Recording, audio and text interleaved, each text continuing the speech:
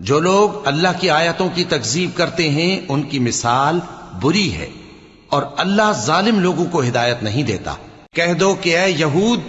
اگر تم کو یہ دعویٰ ہو کہ تم ہی اللہ کے دوست ہو اور دوسرے لوگ نہیں، تو اگر تم سچے ہو تو ذرا موت کی آرزو تو کرو۔ اور یہ لوگ ان اعمال کے سبب جو یہ کر چکے ہیں ہرگز اس کی آرزو نہیں کریں گے، اور اللہ ظالموں سے خوب واقف ہے۔ کہہ دو کہ موت جس سے تم بھاگتے ہو